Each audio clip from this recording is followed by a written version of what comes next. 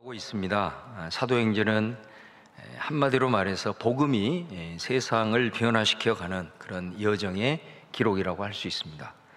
예루살렘에서 시작된 복음이 유대를 넘어 사마리아를 지나 그리고 땅끝을 향하여 이렇게 퍼져 나가고 있습니다. 그런데 그 복음의 확장 가운데서 어떤 결정적인 전환점마다 등장하는 사건이 있습니다. 바로 그것이 세례 사건입니다. 세례를 통해서 성령님이 임하는, 다시 말하면 성령 세례 사건이 전환점마다 나타나고 있다는 사실입니다. 예수님께서 승천하시기 전에 제자들에게 그렇게 말씀하셨죠. 사도행전 1장 5절 말씀에 요한은 물로 세례를 베풀었으나 너희는 몇 날이 못되어 성령으로 세례를 받으리라 하셨느니라. 이게 예수님께서 그들을 떠나면서 단순히 위로하시는 차원을 넘어서서 교회의 역사를 열어가는 일종의 어떤 새로운 선언과도 같은 그런 말씀입니다. 성령으로 세례를 받으리라 라는 말씀. 그래서 이 성령 세례 사건, 다시 말하면 성령님이 임하는 이 사건이 사도행전의 아주 중요한 전환점마다 나오게 되는데 네 곳에서 등장을 하고 있는 것을 보게 됩니다. 그 첫 번째가 사도행전 2장입니다. 그곳에 유대인 120명이 마가의 다락방에 모여서 이 예수님의 말씀을 기다리면서 함께 기도하는 가운데 그곳에 바람처럼 불처럼 성령이 강력하게 임재하게 됩니다. 그래서 그 성령의 역사가 얼마나 강력하게 나타나냐, 그곳에 모인 많은 사람들이 방언을 받고 눈에 마치 보이듯 성령의 역사를 경험하게 된 거죠. 그리고 나서 그들이 이전과는 다르게 큰 능력이 그들 가운데 임해서 담대하게 이제 나가서 복음을 전하기 시작합니다. 베드로도 그 사람 중에 한 사람이에요. 그래 베드로가 나가서 복음을 힘있게 전하며 나갈 때 많은 사람들이 우리가 어찌할꼬 하면서 베드로에게 질문을 던질 때 베드로가 2장 38절에 아주 중요한 멘트를 합니다. 베드로가 이르되 너희가 회개하여 각각 예수 그리스도의 이름으로 세례를 받고 죄 사함을 받으라. 그리하면 성령의 선물을 받으리라. 이렇게 말씀합니다. 여기 보면 많은 사람들이 그 복음의 말씀을 듣고 그러면 우리가 어찌할꼬 이렇게 물었을 때 베드로는 회개하고 그리고 예수님을 믿고 세례를 받으라. 그러면 성령을 받을 것이다. 이렇게 말씀하면서 세례와 이 성령의 밀접한 관계를 여기서 선포를 하고 있습니다. 그리고 그 말을 듣고 많은 사람들이 복음을 받아들이고 예수님을 주로 고백함으로 말미암아 그들 가운데 세례가 주어지고 또 성령을 받는, 그래서 주님을 영접한 그리스도인들이 3,000명의 역사가 나타나는 그런 대기적이 일어났던 걸 보게 됩니다. 두 번째 성령의 강림, 이 성령 세례 사건이 어디에 나타나냐면 사도행전 8장입니다. 여기에 보면은 빌립이라고 하는 사람이 두루 다니다가 이제 사마리아 지역에 들어가서 그곳에 복음을 전합니다. 근데 놀랍게도 이 사마리아 사람들이 유대인인 빌립이 전한 이 복음의 말씀을 마음을 활짝 열고 받아들인 겁니다. 복음을 받아들이니 빌립이 그곳에 있는 사람들에게 세례를 주었습니다. 그런데 세례를 받았는데 성령이 임하지 않는 거예요. 이거는 정말 특이한 현상이라고 할 수가 있습니다. 세례를 받으면 반드시 그곳에는 성령이 임해야 되는데 성령이 내리지를 않는 겁니다. 그래서 이제 이 사마리아에 복음이 들어갔다는 소식이 예루살렘 교회까지 들리게 된 거예요. 그래서 아니 세상에 사마리아에 복음이 들어갔다고 하면서 그것을 확인하기 위해서 예루살렘 교회에서 지도자 두 사람을 파송합니다. 바로 베드로와 요한이에요. 그러니까 베드로와 요한이 가서 딱 보니까 이 사람들이 다 예수님 영접하고 세례까지 받은 거예요. 그런데 성령 임하지 않은 거예요. 그래서 이 베드로와 요한이 기도합니다. 하나님, 이곳에 성령을 부어 주옵소서. 기도했을 때 그들 가운데 성령의 충만함의 역사가 기름 붓듯 임하게 되는 것을 봅니다. 이거는 거의 사도행전에서 유일적인 사건입니다. 왜? 예수님을 믿고 영접을 하고 세례를 받았는데 성령을 못 받았다. 이거는 하나님께서 성령을 유예시킨 겁니다. 왜 그런가? 하나님의 놀라운 경륜이 여기에 담겨 있는데요, 그거는 뭐냐면 역사적으로 쭉 거슬러 올라갔을 때 다윗 솔로몬 사후에 이스라엘이 두 조각이 나잖아요. 그리고 결국 남쪽은 예루살렘, 북쪽은 사마리아를 중심으로 이제 나라가 형성이 되다가 나라가 이제 망하기도 하고, 그때부터 이 사마리아 사람과 유대인들 사이에는 엄청난 대립 관계를 형성하게 됩니다. 뭐 역사적으로 다 말할 수 없지만, 그래서 거의 수백 년 동안 상종하지 않는, 유대인들은 사마리아를 마치 이방인 이상으로 더 취급해서 부정한 사람으로 여기는, 그래서 이 갈등과 대립이 지금까지 쭉 이어왔다는 거예요. 복음이 예루살렘에서 유대로 확장이 되고, 그 다음에 복음이 땅끝을 가기 위해서 반드시 넘어야 될 산이 뭐냐면은 사마리아예요. 여러분, 유대인들이 과연 이 사마리아 사람들을 우리가 한 형제로 받아들일 수 있는가? 이거는 실존의 문제였거든요. 복음이 들어가는 것은 둘째 치더라도, 복음이 들어갔을 때 이제는 우리는 한 형제 자매가 되는 건데, 그것을 심적으로 이들은 받아들일 수가 없는 그런 상황인 거예요. 그랬을 때 사도행전의 기록에 보면 모든 인종과 모든 성적인 것, 모든 지경에 초월을 해서 한 형제 자매로 받아주는 표징이 뭐냐? 바로 성령이 임하는 사건이에요. 그래서 이들이 세례를 받았음에도 불구하고 성령이 임하지 않는 그 유이례적인 사건이 여기서 발생을 합니다. 하나님께서는 성령을 보내지 않고 예루살렘의 지도자인 유대 사람들을 대표하는 이 베드로와 요한을 보내서 그들 앞에서 성령을 부어버린 거예요. 그래서 성령이 그들 안에 부어짐으로 말미암아 이제는 더 이상 거부할 수 없는 거예요. 아, 이들도 성령 안에서 이제 우리는 하나가 되었구나, 우리는 형제 자매구나 받으면서 사마리아의 복음의 역사가 더 이루어지는 줄로 믿습니다. 놀라운 하나님의 특별한 의미가 거의 유이례적인 사건으로 이 성령과 세례가 동시에 일어나야 되는데, 여기서는 이상한 현상이 일어난 이 하나님의 경륜이 있었다는 걸 보게 되고, 그 다음에 세 번째가 사도행전 10장이에요.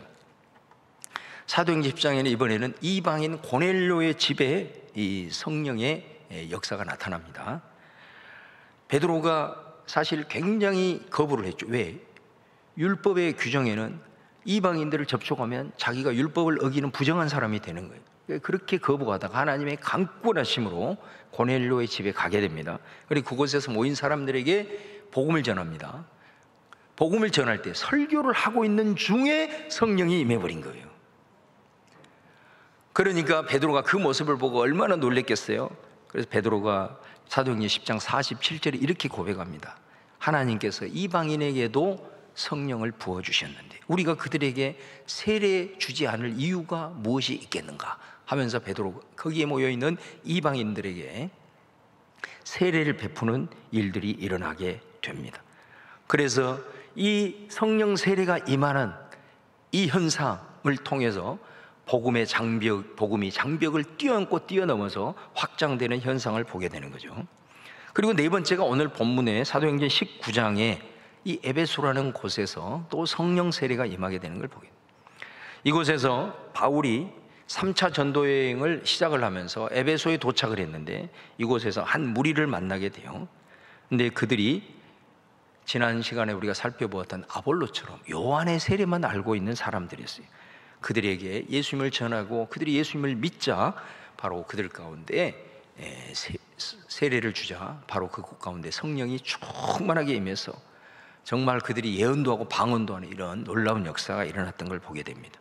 그러니까 여러분, 이 성령 세례가 임한, 성령이 임하신 그 네 사건을 보면은 한 번은 유대인에게, 한 번은 사마리아인들에게, 한 번은 이방인들에게, 그리고 한 번은 온전한 복음을 모르는 자들에게 임했던 것을 보게 됩니다. 이것을 딱 보면 성령 세례가 임한 그 현상이 뭐냐? 복음이 확장되는 것과 직결이 되어 있다는 거예요. 그래서 예루살렘 유대인들에게 한 번 임했고 그 다음에 사마리아 장벽을 넘어 이제 이방인들에게, 그리고 복음을 온전히 영접하지 못한 사람들에게까지 증거되는 이 사건을 통해서 바로 복음의 확장과 성령의 강림, 성령 세례가 바로 직결되어 있다는 것을 우리는 보게 되는 겁니다. 오늘 2부 예배 때 오늘 세례식이 있습니다. 오늘 특별히 세례식과 아울러서 하나님께서 또 이 말씀 주시는 것도 특별한 은혜라고 생각합니다. 오늘 세례를 받는 분들뿐만 아니라 이미 세례를 받는 우리에게도 이 세례와 성령이 얼마나 밀접한 관계가 있다는 것을 다시 한번 깨닫고 여러분 우리들의 삶에 큰 은혜가 되시기를 주의 이름으로 축원합니다. 먼저 오늘 요한의 세례만 아는 사람들이 있었다. 예수님이 오시기 전에 요한이라는 사람이 있었죠. 세례자 요한입니다. 그 사람이 광야에서 외칩니다. 회개하나 천국이 가까이 왔다. 그러면서 사람들에게 죄를 회개하라고 외치면서 요단강에서 오는 사람들에게 세례를 베풀었어요. 이 세례를 회개의 세례다 이렇게 말합니다. 그러니까 요한의 세례는 어디까지나 메시아를 기다리면서 준비하는 차원의 세례였다라는 것입니다. 그래서 여러분 이 세례 요한이 늘 하는 말이 뭐였냐면 나는 물로 세례를 베풀지만은 내 뒤에 오시는 이는 성령으로 세례를 주실 것이다. 할렐루야. 그렇게 말씀하죠. 그 말은 뭔 말이냐면 내가 너희들에게 세례를 주는 것은 회개의 세례, 다시 말하면 이 메시아를 우리가 맞아 드려야 되는데 우리가 죄 있는 모습으로는 안 되지 않냐, 우리의 마음을 정결하게 하고 이 죄를 씻어내야 되지 않겠냐 하는 차원인 거예요. 다시 말하면 메시아를 기다리는 준비로서의 세례를 말씀을 하는 것입니다. 자, 그런 상황에서 이제 예수님이 하나님의 나라의 공적 생애를 시작하면서 그 첫 스타트가 세례를 받는 것으로 시작을 하죠. 그래서 요한에게 세례를 받습니다. 근데 이 예수님의 세례 사건을 통해서 아주 특이한 현상이 일어납니다. 이 예수님의 세례 사건이 우리가 기억하는 이 세례와 매우 중요한 메시지를 던지는 거예요. 이 예수님이 세례를 받을 때는 아주 특이한 현상이 일어나는데 성경에 보니까 하늘이 열리고 성령이 비둘기처럼 예수님에게 임한 줄로 믿습니다. 성령이 예수님에게 임한 거예요. 그 시간에 얼마나 강력하게 임했는지 마치 비둘기가 내려오는 그런 표징적 사건이 일어났다는 거예요. 그리고 나서 하늘에서 음성이 들립니다. 마태복음 3장에 보면은 하늘에서 어떤 음성이 들려요? 이는 내 사랑하는 아들이요 내 기뻐하는 자라. 할렐루야. 그러니까 여러분 이 예수님의 세례 사건을 통해서 우리는 우리가 받는 세례의 의미를 찾을 수가 있는 거예요. 첫 번째는 뭐냐? 세례를 받는다는 것은 성령이 우리에게 임하신 것이다.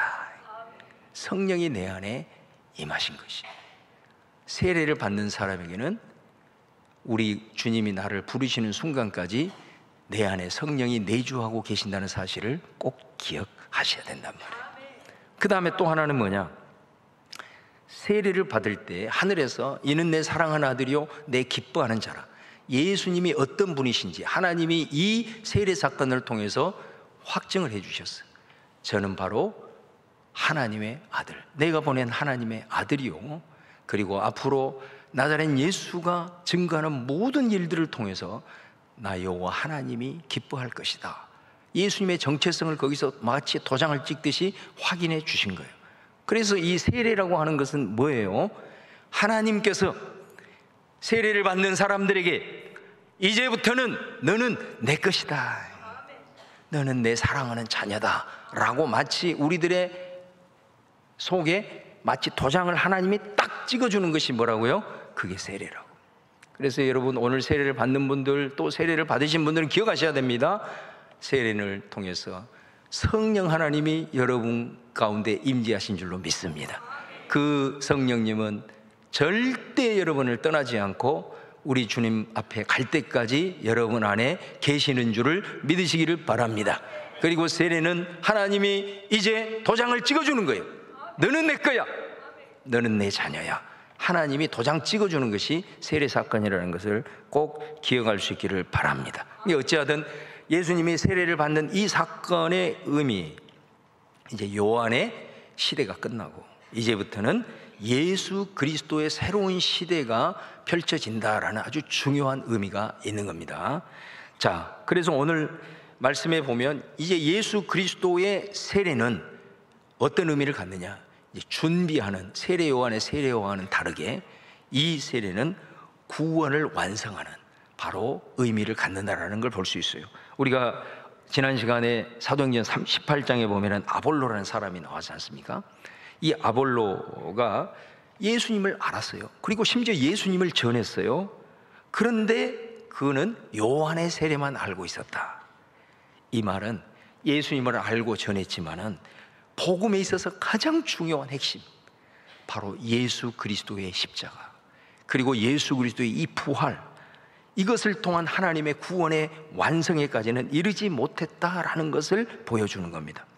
그래서 브리스길라와 아굴라가 그 아볼로의 설교를 듣고 하면서 그를 조용히 불러다가 성경에 보니까 하나님의 도를 정확하게 그에게 풀어주시더라, 이렇게 말씀하고 있어요.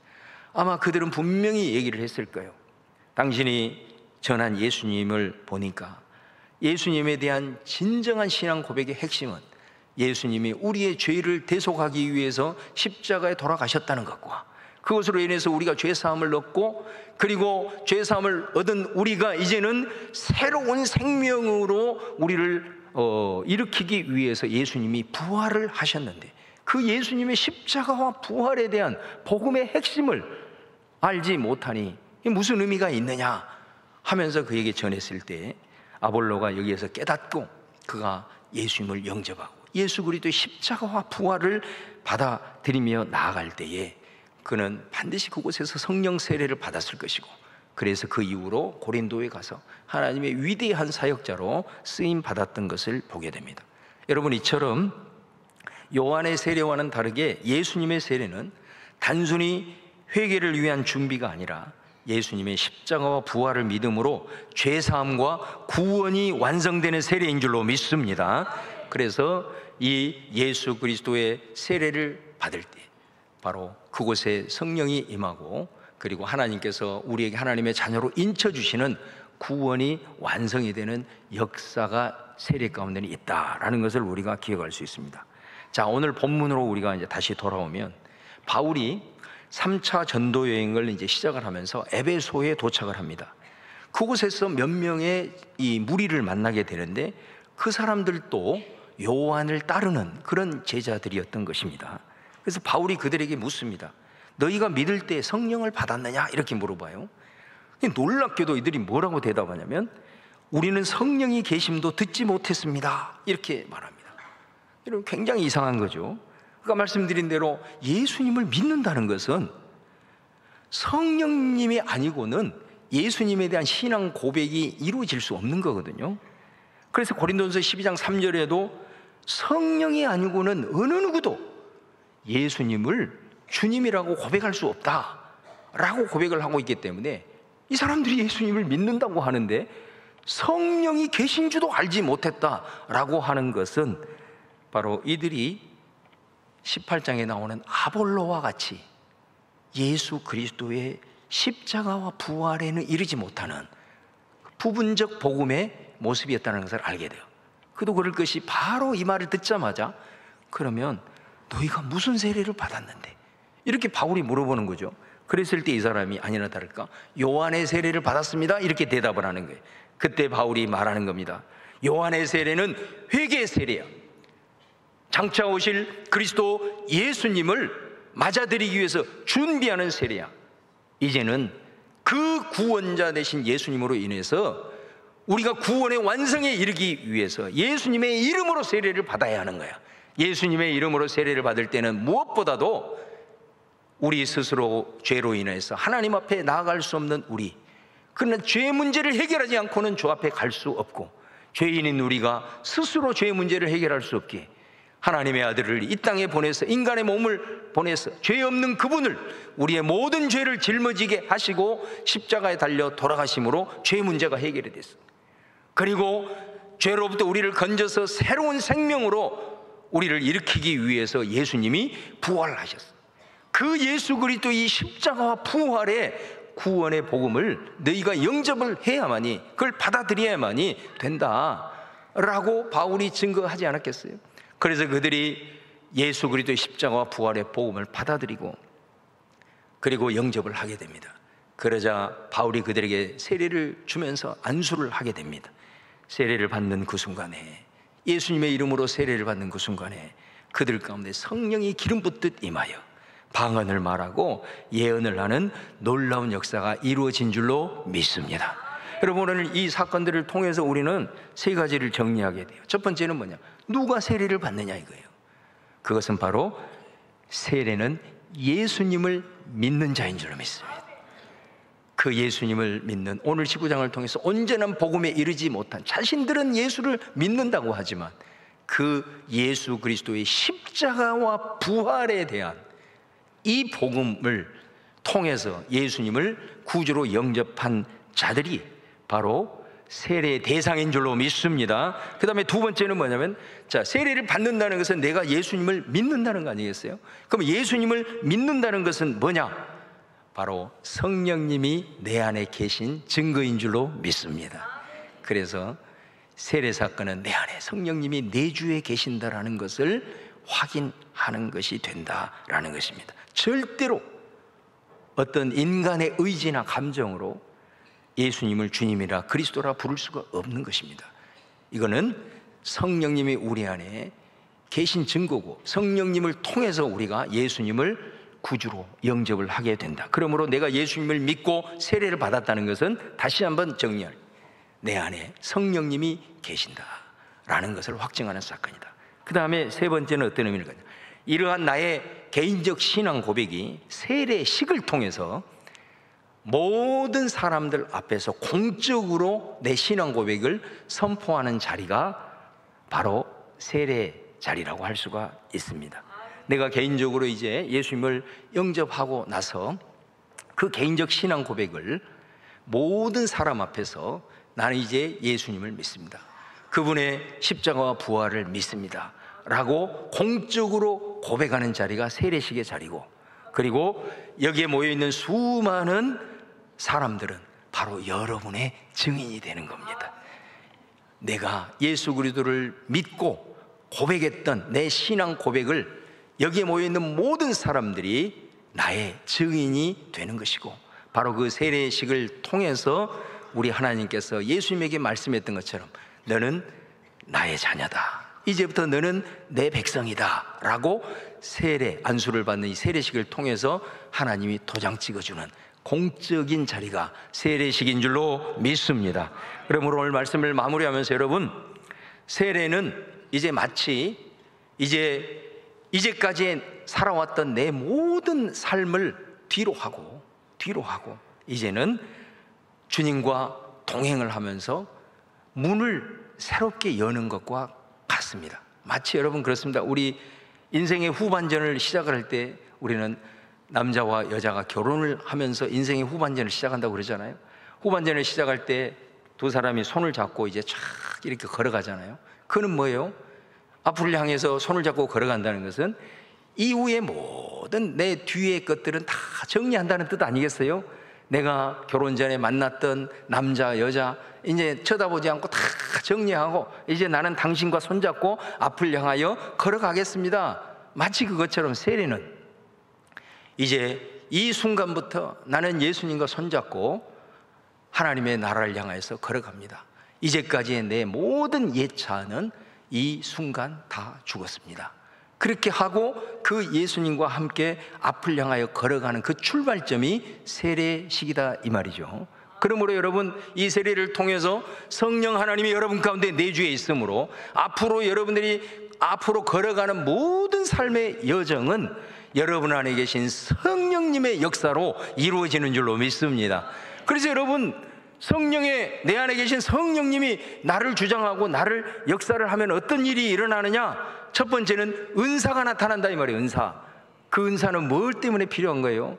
여러분이 맡고 있는 일들, 여러분이 맡겨진 사명들, 가정에서 내게 맡겨진 일, 직장에서 맡겨진 일, 교회에서 맡겨진 일, 여러 가지 직분, 이 사명을 감당하기 위해서는 성령의 은사를 받아야 되는 줄로 믿습니다. 성령의 은사가 나타나야 그리스도인답게 그곳에서 능력이 나타나는 거예요. 그 다음에 또 하나는 뭐예요? 성령의 열매가 나타나는 거예요. 열매. 그 열매는 뭡니까? 사랑과 희락과 화평과 절제까지. 그 열매는 뭐예요? 그게 인격의 변화거든요. 인격의 변화. 그러니까 내가 이 세례를 받고 나서 내 안에 계신 성령님이 이제 그때부터는 내 삶을 인도해 가는데, 그 인도에 갈 때에 내게 맡겨진 일들을 능력 있게 감당할 수 있도록 성령님께서 내게 힘을 주시고 지혜를 주시고 은사를 부어주시는 줄로 믿습니다. 뿐만 아니라 성령님이 나를 주장함으로 나 삶이 인격적인 변화의 역사가 나타나는 거예요. 그렇기 때문에 여러분 안에 계신 성령님이 여러분 안에 늘 충만하시도록 우리가 성령님을 따라서, 성령님을 쫓아서 성령님의 인도함을 받는 것이 매우 중요하다 이 말이에요. 여러분, 세례를 받고도 내 안에 계신 성령님, 이것은 절대적으로 나는 주님을 버릴지 몰라도 주님은 나를 버리지 않는다는 보증이에요. 성령이 내 안에 있다는 걸. 그런데 여러분이 주님보다 강합니까? 우리는 주님보다 강할 수 없잖아요. 주님을 절대 이길 수 없어. 여러분은 주님을 버린다고 하는 것 같지만은 여러분은 절대로 주님을 떠날 수 없어요. 주님이 여러분을 붙잡고 계시기 때문에. 그 보증이 성령이라고. 그러면 이제 우리가 어떻게 살아야 돼? 성령을 따라서 살아야 되는데, 내가 예수님을 믿고 세례를 받은 이후에도 내 삶에 그리스도인으로서 능력이 없는 거야. 내가 성령을 따라서 살아야 되는데 인격의 변화가 전혀 없는 거야. 왜 그래요? 그 성령님을 따라 성령님이 내 안에 충만하시도록 내어드려야 되는데 그렇게 되지 못하는 거예요. 그래서 제가 어제 우리 세례 오늘 받으신 분들한테 세례문답 강의 반드시 기억하셔야 돼요. 세례를 받고 성령을 따라서 은사와 열매가 내 삶에 나타나야 그것이 이 땅 가운데 하나님의 나라를 경험하고 그 특권을 우리가 누리면서 살아가는 새 생명의 역사인데, 아니 내 안에 성령이 내주에 있는 것이 마치 이제 내가 죽으면 천국에 간다, 그거를 보증하는 것이지만 이 땅에서 남은 삶이 있잖아요. 그 남은 삶에도 하나님 나라 경험하고 하나님의 통치를 경험하고 하나님의 인도하심을 받는 영생의 삶을 살아야 된다 이 말이에요. 그런데 그런 삶을 살아가는 사람이 있고 그러지 못한 사람이 있다. 그 차이는 어디에 있느냐? 여러분 자신을 끊임없이 여러분 안에 계신 성령님에게 내어드려야 돼. 그래서 제가 어제 강조했습니다. 앞으로 성령님이 여러분의 삶을 다스리고 주관하는, 그래서 영생의 삶을 누리게 하는 길은 뭐냐? 말씀과 기도예요. 말씀과 기도예요. 말씀과 기도를 통해서 성령님이 여러분 안에 충만하게 역사하시고 동행하는 줄을 믿으시기를 바랍니다. 그래서 여러분 어찌하든 세례를 받은 이후에는 말씀 훈련 받아야 됩니다. 기도 훈련 받으셔야 돼요. 그러지 않으면 세례 받고도 똑같이 살아가는 거예요. 성령님이 나를 주장을 못 해버려요.